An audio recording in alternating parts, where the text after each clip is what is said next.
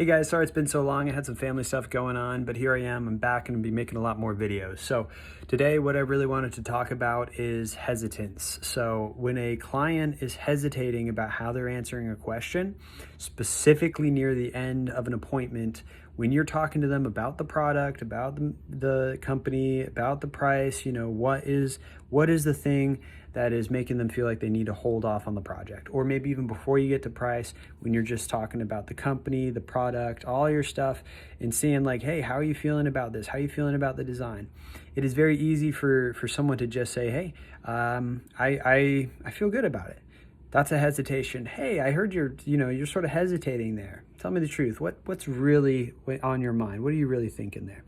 And then that will oftentimes just giving them permission to tell you what it is they're thinking about, what maybe is making them feel uncomfortable or not sure. Just giving them that permission will oftentimes help people actually tell it to you. Or when you get to the end of an appointment and maybe you've already gone into price, they said everything was going to be good to go, and it's just coming down to, I just got to think about it, I just got to think about it, I just got to think about it. Sometimes you have to sort of feed it to them because they're just embarrassed to tell you what they're thinking. Now, if you have narrowed it down to price, one thing you could do is just be like, hey, look, I know we said that this material is exactly what you wanted. This company sounded like it was going to work for you perfectly. The time frame, the design, everything we talked about on this project was exactly what you wanted. Is it the price? Is the price the problem here? And just giving them once more, relieving that tension, just letting them hear that come from you instead of them. Sometimes what it'll do is it'll let people be like, yeah, it's the price, right? Or in some instances, they'll say, you know what? I just think, I need some time to think about it.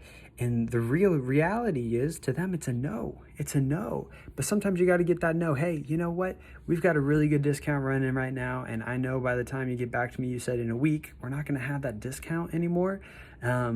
And it's just going to cost more. Now, I know we were saying it was just the price that's the problem here. Is it safe to say that even if, a week from now you have time to think about it, if it's going to cost more, it's probably just not going to work for us, right?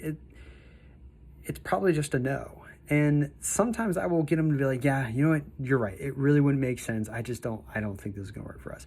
And what that can give you permission to do is, okay, great, you got to know, but you got it on price. So that can give you permission to be like, look, I don't know the likelihood of this, but let me just call and see if there's anything else I can absolutely do, since everything's lining up and it's really just the price and we are at a no right now. If there's just absolutely any other ideas they may have that will get us to a price that will make this work for you, okay? Just give me a second, let me try this. So it opens a door for you to give a try at something else that maybe just somehow maybe will help out the situation. And in worst case scenario, you got a no instead of a maybe, right?